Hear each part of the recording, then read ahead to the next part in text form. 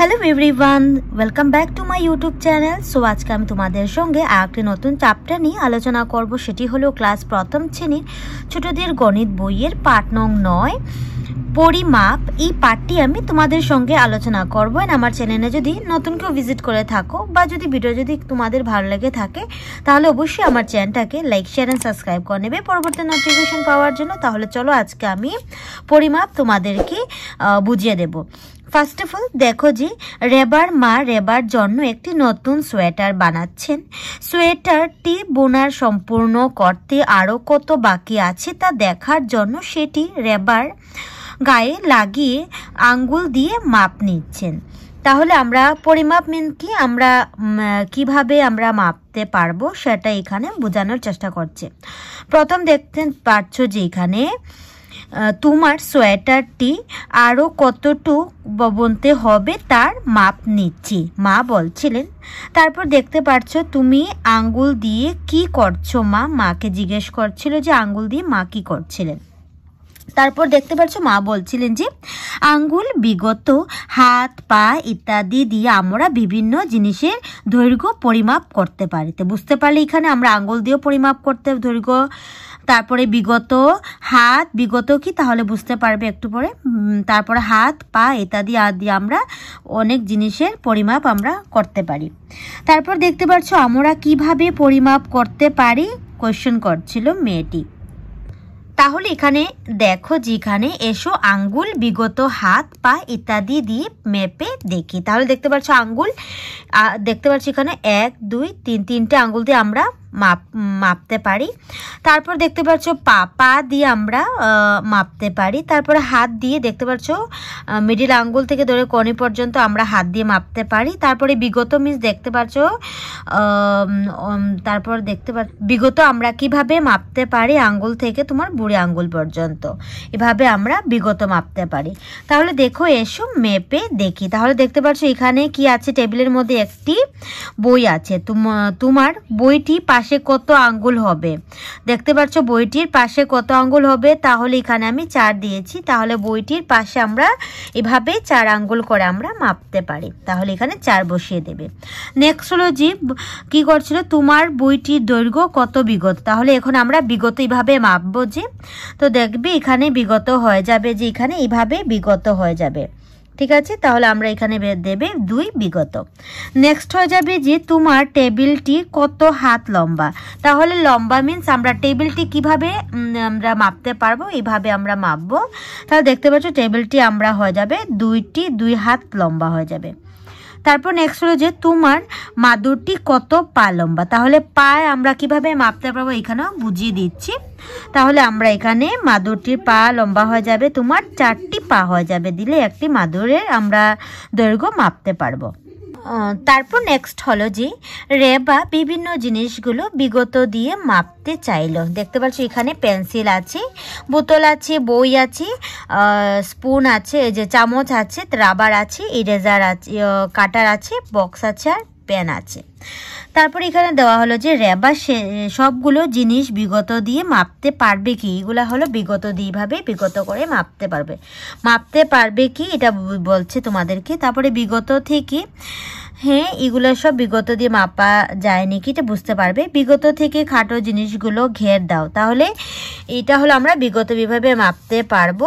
তাহলে বিগত থেকে এর থেকে ছোট আমরা কি দিয়ে মাপতে পারবো, এগুলোতে ঘের দেবে। তাহলে আমরা বিগত থেকে ছোট হয়ে যাবে তোমার রাবার, তারপরে হয়ে যাবে তোমার কাটার, ঠিক আছে। এটা তোমরা সার্কেল করে দেবে। আঙ্গুল দিয়ে পরিমাপ করা যায় এইরকম কয়েকটি জিনিসের নাম লেখো। তাহলে তোমরা লিখে নেবে বই, বক্স, বোতল, এগুলো আমরা আঙ্গুল দিয়ে মাপতে পারবো। তারপর নেক্সট হলো যে এসো শ্রেণীকক্ষের জিনিসগুলো আঙ্গুল বিগত হাত কোনটি দিয়ে পরিমাপ করা যায় সেটির উপরে শুদ্ধ চিহ্ন দিই। তাহলে আমরা এটা হলো তোমার আঙ্গুল দিয়ে মাপতে পারবো। নেক্সট হলো যে একটা বই আমরা কি দিয়ে মাপতে পারবো, তারপরে বই হয়ে যাবে তোমার আঙ্গুল দিয়ে আমরা মাপতে পারবো। নেক্সট হয়ে যাবে তোমার বোতল হয়ে যাবে তোমার আঙ্গুল দিয়ে কি করবে, আঙ্গুল দিয়ে আমরা মাপতে পারবো। এটা হলো তোমার শুদ্ধ চিহ্ন দিয়ে দেবে।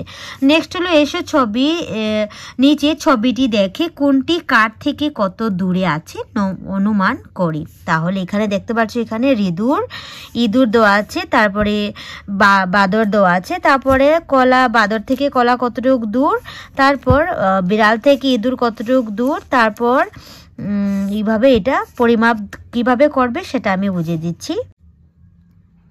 তাহলে দেখো এখন একটি থেকে অন্যটি কত দূরে, তাহলে এখানে অনুমানিক পরিমাপ এবং প্রকৃতি পরিমাপ এখানে বুঝিয়ে দিচ্ছে। তাহলে এখানে যেভাবে ছবিটি দিয়েছি সেখানে উত্তর এখানে হয়ে যাবে যে বিড়াল থেকে ইঁদুর হয়ে যাবে 3 আঙ্গুল দূরে হবে, তাহলে প্রকৃতি মাপ হয়ে যাবে তোমার 13 সেন্টিমিটার। নেক্সট হয়ে যাবে বানর থেকে কলা হয়ে যাবে 3 আঙ্গুল পরিমাপ অনুমানিক হয়ে যাবে, আর 13 সেন্টিমিটার হয়ে যাবে প্রকৃতি পরিমাপ। নেক্সট হয়ে যাবে তোমার বিড়াল থেকে কলা হয়ে যাবে তোমার 3 আঙ্গুলের, তারপরে এখানে প্রকৃতি পরিমাপ হয়ে যাবে 12 সেন্টিমিটার। নেক্সট হয়ে যাবে তোমার বানর থেকে ইঁদুর হয়ে যাবে 3 আঙ্গুল, তারপর হয়ে যাবে 12 সেন্টিমিটার। তাহলে দেখতে পাচ্ছ আমি এখানে স্কেল দিয়ে আমরা প্রকৃতি মাপটা এইভাবে নিয়ে নিলাম। তাহলে দেখতে পাচ্ছ এখানে 0 থেকে দেখতে পাচ্ছ বানর থেকে কলার যে ইঁদুরের যে দূরত্ব দেখতে পাচ্ছ এখানে দিয়ে দিলাম 12, ঠিক আছে। এখানে যে না সরি যে ইঁদুর থেকে তোমার বিড়াল থেকে ইঁদুরের পরিমাপটা আমি বুঝিয়ে দিচ্ছি যে এইভাবে দিয়ে দিলাম 0 থেকে তোমার 13, দেখতে পাচ্ছি এখানে 13 সেন্টিমিটার বুঝিয়ে দিলাম। তো এইভাবে প্রকৃতি মাপটা স্কেল দিয়ে নিয়ে নেবে। নেক্সট হলো যে এসো লম্বাটিতে শুদ্ধ চিহ্ন দিয়ে, তাহলে দেখতে পাচ্ছ কোনটি লম্বা, তাহলে এইটি হবে সেকেন্ডটা লম্বা, তাহলে তুমি এখানে শুদ্ধ চিহ্ন দিয়ে দেবে। নেক্সট হবে এসো খাটোটিতে শুদ্ধ চিহ্ন দিয়ে, তাহলে খাটো মিন্স বাড়তি বা শর্ট বলতে পারো। কোন পেন্সিলটা একদম খাটো হয়ে যাবে তোমার সেকেন্ডটা, তাহলে এটা তুমি শুদ্ধ চিহ্ন দিয়ে দেবে।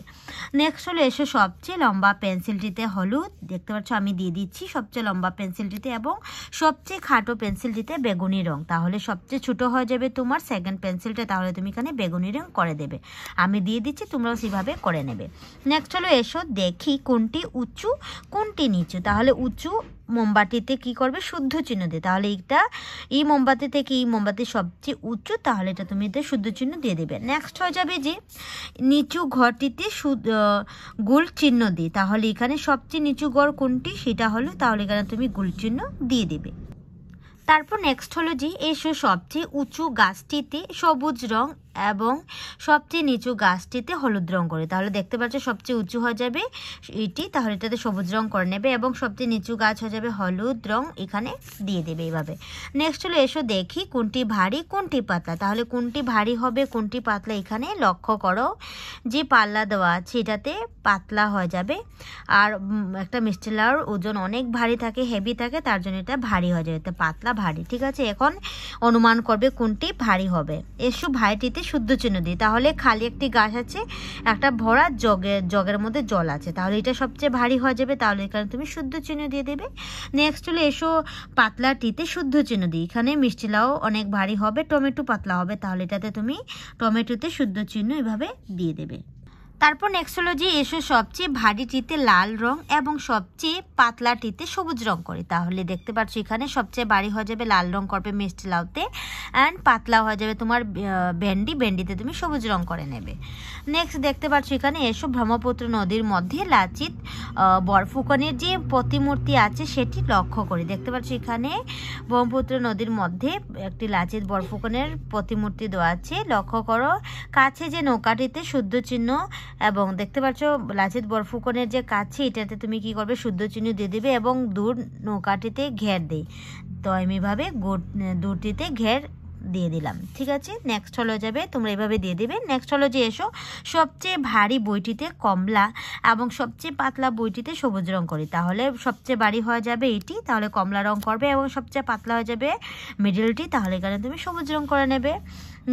এসো সবচেয়ে মোটা বেগুনটিতে বেগুনি এবং সবচেয়ে ক্ষীণ মিন্স একদম চিকনা যেটা বেগুন সেটা তুমি হলুদ রং করবে, তাহলে দেখতে পাচ্ছ আমি অলরেডি দিয়ে দিচ্ছি, কালার করে নিয়েছি বেগুনটিতে যেটা সবচেয়ে মোটা হয়ে যাবে এবং যেটা ক্ষীণ হয়ে যাবে সেটাতে তুমি হলুদ রং এভাবে দিয়ে দেবে।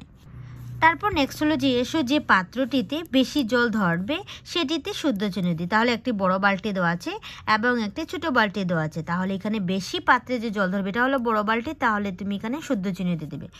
নেক্সট হলো যে এসো যে পাত্রটিতে কম জল ধরবে, তাহলে এখানে কাপের মধ্যে অনেক কম ধরবে, তাহলে তুমি এখানে শুদ্ধ চিহ্ন দিয়ে দেবে। নেক্সট হলো যে এসো সবচেয়ে বেশি জল যে পাত্রটি ধরবে সেটিতে নীল রং, তাহলে এখানে দেখতে পাচ্ছ এখানে আমি অলরেডি করে দিচ্ছি, নীল রং দিয়ে দিচ্ছি যেটাতে অনেক জল ধরতে পারবে, এবং সবচেয়ে কম জল ধরে সেটিতে ইচ্ছা মতে রং করি। তাহলে দেখতে পাচ্ছ আমার ইচ্ছা মতো একটা পিঙ্ক কালার রং করে দিলাম যেটাতে একদম কম জল ধরবে, দেখতে পাচ্ছ। নেক্সট তোমরা এইভাবে করে নেবে। নেক্সট হলো যে এসো সবচেয়ে বেশি যে জল যে পাত্রটি ধরবে সেটিতে শুদ্ধ চিহ্ন, এবং সবচেয়ে কম জল পাত্র ধরবে সেটিতে কি করবে, ঘের দিয়ে দিবে, গোল ঘের দিয়ে দিবে। তাহলে দেখতে পাচ্ছ সবচেয়ে বেশি পাত্রে জল ধরবে এটা বালতিতে তুমি শুদ্ধ চিহ্ন দিয়ে দিবে, এবং সবচেয়ে যে মুখাতে অনেক কম জল দেবে তাহলে এখানে তুমি ঘের দিয়ে দেবে এইভাবে। তারপর নেক্সট হলো যে এসো সবচেয়ে ভারী জিনিসটিতে নিচের খালি বাঁশকে লাল রং এবং সবচেয়ে পাতলা জিনিসটিতে নিচে খালি বাঁশকে নীল রং করি। তাহলে দেখতে পাচ্ছ এখানে সবচেয়ে কি করবে, খালি ভারীটির মধ্যে তুমি কি করবে, লাল রং করবে, যে ব্যক্তিতে লাল রং করলাম, এবং সবচেয়ে কি করবে, খালি বা যেটাতে তুমি কি করবে, পাতলা যেটা হয়ে যাবে কলমে তুমি নীল রং করে দেবে, এইভাবে করে নেবে। নেক্সট হলো যে জলই জীবনের প্রাণ, আমাদের অযথা জল নষ্ট করা উচিত নয়। ছবি কাজগুলো করতে তোমার কি পরিমাণ জলের প্রয়োজন, উপযুক্ত চিহ্ন দিই। তাহলে আমরা একটা ব্রাশ দাঁত মাজতে আমাদের কম জলের প্রয়োজন হয়, তাহলে একটি মগের মধ্যে শুদ্ধ চিহ্ন দেবে, বালতিতে আমরা এতটা জল আমরা নষ্ট করব না। নেক্সট হয়ে যাবে যে জল পান করতে আমাদের গ্লাসের প্রয়োজন, তাহলে তুমি জগ দিয়ে খেতে পারবো না, জল পড়ে যাবে, তাহলে আমরা গ্লাসের মধ্যে শুদ্ধ চিহ্ন এইভাবে দিয়ে দেব। তাহলে এইখানেই শেষ করলাম আমি পরিমাপের পার্টটি। তাহলে কেমন লাগলো আমার ভিডিওটা, তাহলে অবশ্যই আমাকে কমেন্টে জানাবে। তাহলে টাটা।